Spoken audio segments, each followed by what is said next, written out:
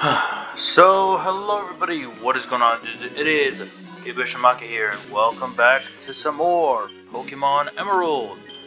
Last time, well, we made way north of Mobile City, checking out what was beyond the rocks. We were able to smash and cut through the fiery path to make way to the northern part of Route 111. This time, well, after healing up, we have nothing more to do but to check out what a couple trainers are up to. Talk with this girl, and every day that you talk with her, she will give you a new berry, or give you a raspberry, which is really cool. Check right here, there was some raspberries that had sprouted at once. Want to go ahead and give them a good watering. They did kind of drop and redo, so that's why they're resprouted again. There we go. Check here, we have ourselves some orangeberries, which definitely I want to pick. Might as well. Go. And I already went ahead and took care of all the loads of trainers that we skipped out on, as well as some of the few that are in our way, because I didn't want to make this thing too battle heavy. Push on up here. We check down here, we have another trainer already ready for us. But let's take him on. Let's not waste too much time in all honesty. There's no real reason to. We have Black Belt Daisuke, the Machop. Interesting. Well, shouldn't be too much of a problem seeing as we have Venus up front. Boom. Done in just one hit, just like I had predicted. There we go. Thanks for the experience. Keep on moving. This doesn't really lead anywhere in particular. It kind of brings us back to the desert, though again we cannot access everything there. So we're just gonna ignore that for now, head back down the slope, and push on forward to Route 113, where there are loads of grass to go over, only 2 new encounters actually, and loads of trainers waiting for us. A couple of which I've already battled and skipped over, but still, it's always good to be ready. The most common encounter you can have on here, and pretty much the main one that you'll probably be running into a lot, is going to be, first up, Spinda. Go. This is a very weird battle style. I would have expected me battling the ninja and the picnic or whatever. Anywho. No, yeah. First up is Spinda. Spinda is a pure normal type. Does not evolve, so it is a base evolution Pokemon. Its stats are pretty decent, having the ability on tempo, making it impossible to confuse. It's pretty agile, pretty powerful, though again, it being a normal type, it kind of just sits at that. It does whatever it needs to do, gets in, confuses, and gets out with its special move, Teeter Dance. Aside from that, Spinda can be acting as both a stall, a wall, or an attacker, however you see fit. It's a normal type, so it can learn a variety of moves, and it can, well, dish out loads of damage as well as tank some, depending on how you outfit it. If you're looking for a decent normal type and don't really want to go back to, or you skipped over the few that we run into, I recommend getting yourself a Spinda, as it can serve its purpose pretty well in a lot of different situations. You can also encounter Slugma here, but we've already been over that. The only other encounter on this route, which is incredibly rare to find, but if you do, it would be an interesting addition, is Skarmory. Skarmory is a steel flying type. So not only does it not have a weakness to rock, it kind of gains a weakness to fire in that case, but is not completely invulnerable to ground type moves. So it, again, can serve pretty well in a lot of different situations. It can hit pretty hard. Is actually surprisingly fast, though it can be a bit slow if you outfit it poorly. Can dish out some good damage and can tank some damage decently in return, being part steel. Aside from that, really there's not much else to go over with Skarmory. If you're looking for a decent flying type and you want a steel type to add to your team, you can go ahead and pick up a Skarmory right away and utilize it however you see fit. Aside from that, that's really all there is to it. There's nothing more to note. Like I said, there's loads of Pokemon you can encounter on here, so definitely keep an eye out and be ready for whatever you run into. Gonna want to swap for this since Venus is only a Psychic type. You can't really do much damage to Baltoy, who's a ground Psychic type, who we've yet to have the ability to find in the wild. So it's good to keep in mind. Eventually we will be able to find it, but for now we're just gonna have to make do with encountering it in a trainer fight. Go. It's gonna mud slap us, which is fine. The reason why I didn't really want to tackle too many of these trainers coming up, I think, well actually not I think, no. The reason why I didn't want to is because I know that at level 30, Curlia evolves, and I do not want to have to clip a recording on as I'm on the other side of the route after beating a trainer. I'd rather just keep it all on screen and show you guys everything, or show you guys majority of things while cutting out a bunch of the different fights that we have to take on off screen. So yeah, I'd rather just have everyone at an equal level and then make do with that afterward. Excuse me.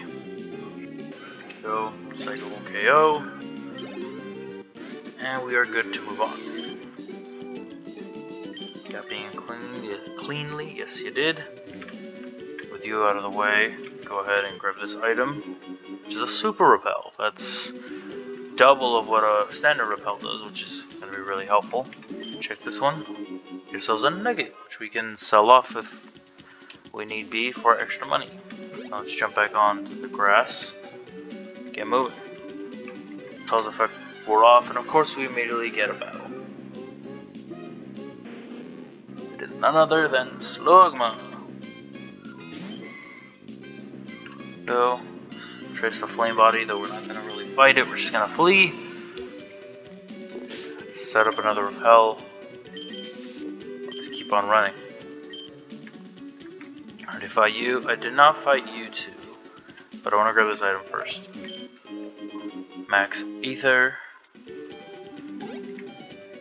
Now we can fight you two. Both of us, we collect ashes. We battle Pokemon too. Collect ashes. Quite interesting. It's, something different to definitely note. Tori and Tia. Both equipped with the Spinda. Another thing to note about Spinda is its own pattern. If you pay really close attention to the way that each Spinda is you encounter, you will notice that the patterns along their ears and face change amongst them. So no two Spinda are alike, if we're being honest. They all kind of vary and are different in their own unique kind of way. Though of course they all have the same ability, natures are different, and well, their patterns are different as well. So you can find multiple forms of them, and definitely have that worth noting if you want a specific pattern. Other than that, done for. We couldn't win, it's boring, so I'm getting some more ashes. Ashes, interesting. Keep on moving. Check this guy. Today's technology is a wondrous thing. Take this volcanic ash here. It can be fashioned into glass. It's quite interesting. We check here, and it is the glass workshop, turning volcanic ash into glass items. Talk to this kid. It's fun about a glass flute while my boss is talking. Puff, puff, puff. This area is covered in volcanic ash. I'm specially gifted. I make glass out of volcanic ash and make items. Go collect ashes with this. Get ourselves the soot sack. Just take this soot sack and walk through piles of ash, and it will fill up with volcanic ash. Once you think you've collected a good amount, just come see me. Just take a soot sack and walk through piles. Well, let's do what he said. Let's go ahead, let's run on out. Run through piles of ash. Already took care of this trainer. The trainers like this. Or spots like this. Get ourselves TM32. And I don't think running back and forth does anything to it specifically. But we can try. If we gain enough, if we gain ourselves enough ash, what will happen is we will be able to, well, let's go back and let's talk with the man. We'll be able to fashion ourselves some items. Have you collected ashes? Let me see. There's not enough ash here. Can't make glass with this. Let's see. 231 is the number that you need to walk for me to make you the blue fruit. Various step amounts will result in what you get from him. The more steps you take, the varying items you can get. Let's run on out. Let's see. We need a lot more steps, but I'm not going to focus on that right now. For now, I'm going to focus on trying to get out of here. And we keep Venus up front. Don't really need to worry about fighting too much. Check down here. We got ourselves a hyper potion. You can tell I could probably skip that trainer entirely, and I'm going to skip these two as well. To see we've arrived in Fall Arbor. Something's happening, and I don't like it. I've seen shady characters wandering in and out of Professor Cosmos' house. That's interesting. Well, yes, we're here in Fall Arbor, and we already have plenty to look and see. First off, we want to head in here. We have the next battle arena or whatever, and we see Scott's here. Ah, yes. So you came out to this battle time. There we go. People in these parts tend to be easygoing and laid back. But you see, what I'm looking for are people with, how should I say this? Someone bursting with desire and the drive to win. There a trainer like that, I mean. Whoops, never mind. Keep working at it. Can't spoil what he does. I heard something about some tents I came to camp out. And I know the tents these days are so luxurious. Since I'm here, I may as well try my hand at battling. Very much else to it, of course. You know how battle tents offer different events in different towns? My favorite definitely is the battle tent in Fall Arbor. I think it's fantastic how trainers try to win with all their faith in their Pokemon. I'm going to make everyone think I'm just a kid and let them play down. And I'll shock them and grab the title. For participating in this battle tent, there are no items unfortunately other than obtaining a hyper potion upon winning the challenge. Again, it's the same as the other one where if you beat it, you have to do 3 consecutive, or you have to participate in 3 consecutive fights. They're going to be level 30 Pokemon, of course, and they're all going to be against you. This one, however, is slightly unique because it is a 3-turn limit, meaning that you don't really select the move, neither does your opponent. Whichever Pokemon does more damage to the other will be crowned the victor of that round, and the other one will automatically faint. So be ready and be well armed. Other than that, to the Pokemon Center, we see there's someone in front of our PC system. Oh, hello, you are... Okay, your name's Isaac. I can see that you're a trainer.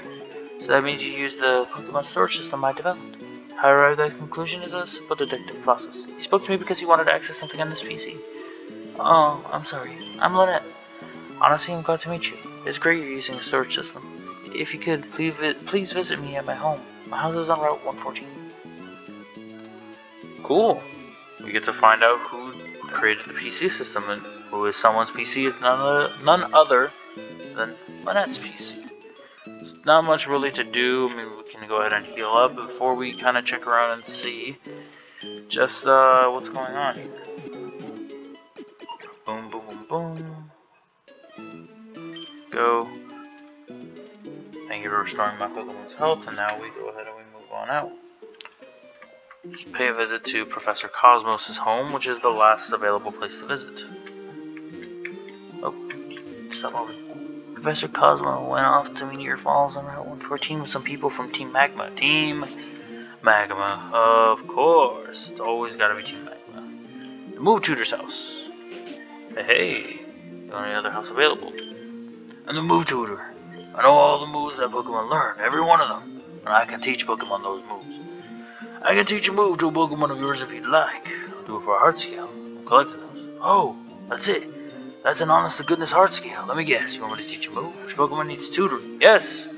If there are moves that you wish to reteach your Pokemon that you removed or you want to just return back to, you can go ahead and come to this guy with a heart scale and get him to reteach them.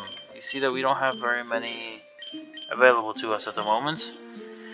But of course we have more and more as we progress in the game. So you're definitely going to want to come out, especially if you get a Pokemon that has a later evolution or that you find later on in the game that you decide to use, because they may have a move that they had previously that performs pretty well in this case. Other than that, there's really not much. If Pokemon need to learn a move, come back at the heart scale. Certainly will do. There's not much else to it other than that. So yeah. Keep on moving, we reach Route 114, the Fossil Maniac's house. There isn't much really to this at the moment. All we really can do is just talk with this guy, who loves digging holes, and he gives us TM28 Dig. so we can dig holes ourselves. Ooh, that's it for that area. There's really not much else. There's trainers left and right that we can fight, though I try to avoid. Let's talk with this man. We get ourselves TMO5 Roar. He just goes over house Pokemon, loves to roar at everything. We can fight here, we can get an item there. Keep on moving, we can fight there, get another item there. We can move and avoid you. Of course, we can run into some Pokemon here, but I'm not going to go over too many. Though we see we have some new encounters, and one first up right off the bat is none other than Swablu. Swablu is a normal flying type. Pretty decent Pokemon, exceptionally fast, can dish out some good damage as a physical attacker and a special attacker, though its main ace in the hole is its evolved form, Altaria. Altaria, well, it becomes that at level 30 something, I believe, or yeah, 30 something. Altaria as a Pokemon is pretty powerful, becomes a dragon flying type, so it can dish out some good damage and can really mess people up or mess Pokemon up. Get an Nanap Berry from this guy. Try using the Berry Crusher. Oh, well, maybe we will. But, again, yeah, no. Definitely recommend Altaria. If you're looking for a decent flying type and you want to use a dragon type, though, there is another dragon type available later on. This is your earliest instance of any dragon type available. It's not that hard to raise compared to the other one, and can make for an exceptional addition to your team, though I'm not picking it up. I recommend you do if you do not have a flying type of your own. Moving on. Check here, we have Lynette's home. Oh, Isaac. I'm sorry everything is so cluttered. When I get engrossed in research, things end up this way. This is embarrassing. Please, keep this a secret in exchange for this. Come to her, we get ourselves a Lotad doll. May I offer advice about my Pokemon storage system? You should organize your boxes so you can tell which Pokemon are in them. It's a little helpful hint, but not much really to our advantage or our use for us. I was trying to avoid you and I completely forgot. Not much to us.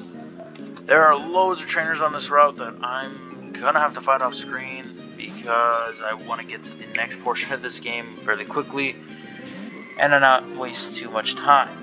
But there isn't much else to go over with Swablu other than it is an exceptional Pokemon, very fast, very agile, can dish out some good damage, and can take some good damage as a bulky attacker. Aside from that, you can also run into Lotads and Lombreys, as well as Nuzleaf if you so desire. But the other big concern that is available only in Emerald here is Seviper.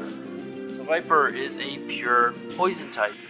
Pretty powerful Pokemon, can dish out some good damage in a lot of different situations. However, it is just that. It is a base evolution Pokemon, it is a pure poison type, so it's all its attacks, despite being special like Sludge Bomb and such, are considered physical, and it does not prevail in that case at all. It is a mix. It has moves like Poison Tail, which serve pretty well, but it is more so kind of meant to be a special attacker. Again, does pretty good damage, but unfortunately lacks under the type switches that were not made until Gen 4, or at least the stat changes in a way. Aside from that, there are no other new encounters other than one that is only available in Ruby, I believe, and not available in Sapphire, or at least has a really low encounter rate compared to this game. It is the counterpart to Seviper. It is none other than one of my personal favorites. It is Zangoose. Zangoose is another pure normal type, which you can pick up if you decided not to grab a Slackoth back in Petalburg Woods, a Whismur like I did in Rust Turf Tunnel, or a Spinda on Route 113. I highly recommend either picking up a Whismur, a Slackoth, or a Zangoose. If you're looking for evolution Pokemon that can learn various moves and has a decent special attack stat, go for Whismur. For bulky offensive Pokemon, you definitely want to go with Slackoth. But if you're looking for a straight physical sweeper that can do excessive amounts of damage, I 100% recommend tackling it with Zangoose. Zangoose has very high attack stat. Being a normal type, can learn loads of moves, can dish out tremendous amounts of damage, and can hold out in so many situations. It's definitely not a Pokemon to be messed with. However, be very wary if you use it because it is a bit frail in its defenses and can go down to even the slightest fighting type move. It is a base evolution Pokemon. It rivals the Viper. It is very powerful, very fast, has very high crit rate moves, and has wonderful abilities and moves it can learn, especially through breeding. That'll be it for now though. Not much else to go over. Next time we're going to be going through this route, getting all the various items that we can, and heading down to Meteor Falls to hopefully see just what is going on with Professor Cosmo. That'll be it for now. Hope you guys did enjoy. Hope you guys continue to enjoy. And I will of course be seeing all you dudes next time. Peace out everybody.